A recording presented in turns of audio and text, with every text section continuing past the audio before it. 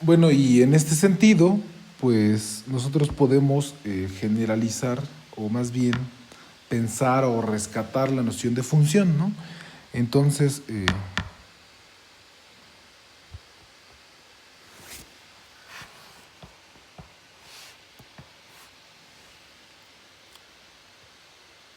F, una relación,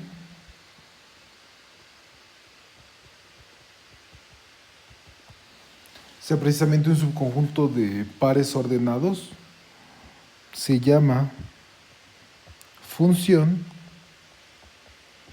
si y solo si, pues aquí es esta parte de que cumplen la prueba de la línea vertical, es decir, no le asocian a un punto dos cosas, ¿no? Entonces eso lo podemos decir que para cualquier elemento en A,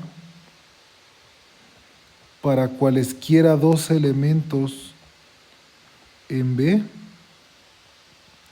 si el par A, B1 y el par A, B2 son elementos de F, entonces automáticamente B1 tendrá que ser B2,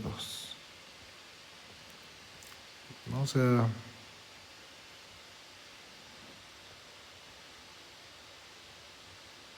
esos dos puntos son igualitos, ¿no? Y eso es para que a todo punto se le asigne a lo más un punto, ¿no?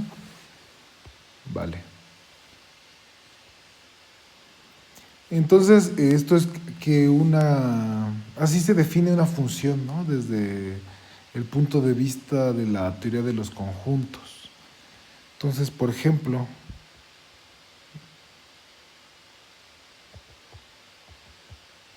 eh, si consideramos A un conjunto no vacío,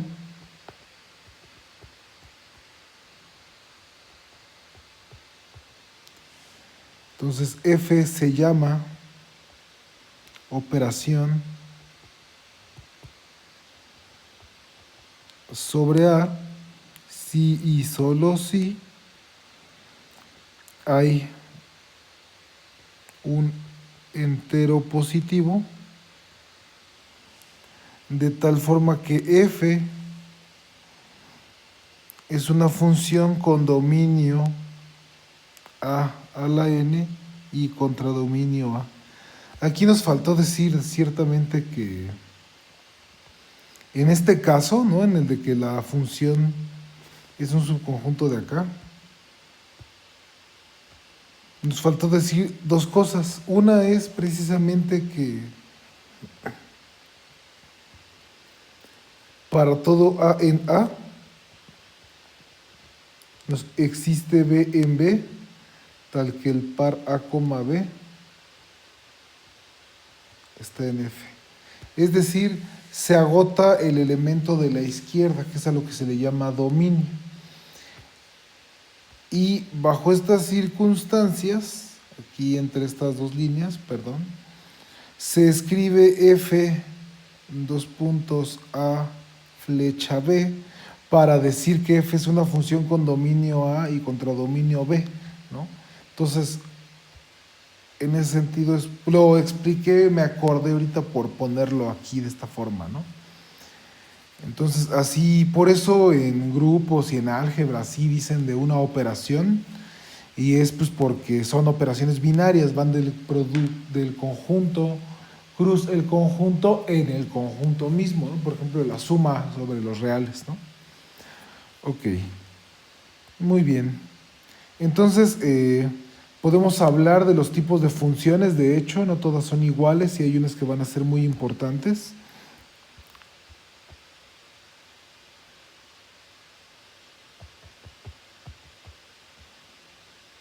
Entonces, tomamos A y B conjuntos, no vacíos.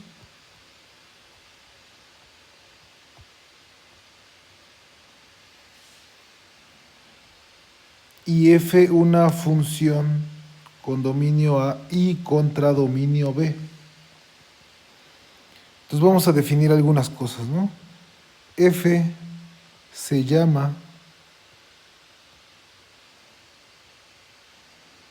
inyectiva si, solo si esto es que no pega puntos, es decir, dos puntos diferentes les asocia dos puntos distintos, o dicho de otra manera, para cualquier A1 y A2 en A, y para cualquier B en B. Y aquí viene la parte de que, justo, ¿no? A ver, si A1,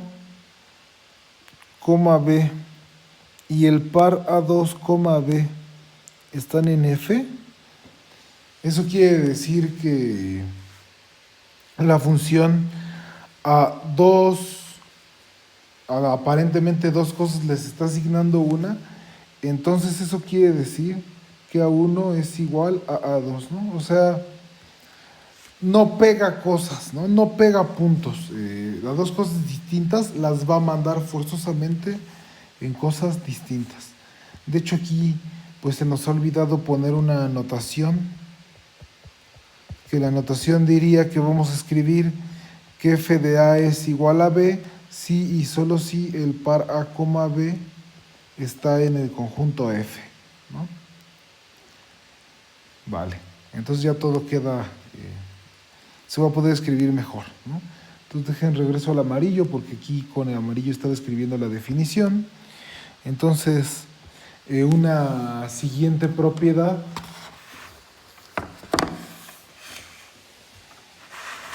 sería la suprayectividad, ¿no? Entonces, F se llama suprayectiva o sobreyectiva si y solo si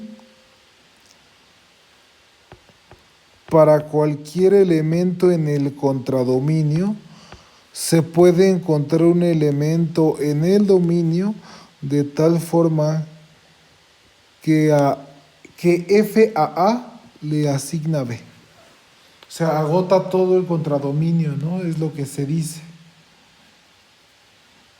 Y por último C, F se llama biyectiva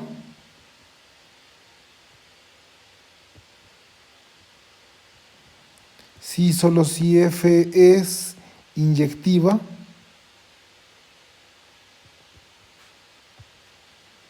y suprayectiva.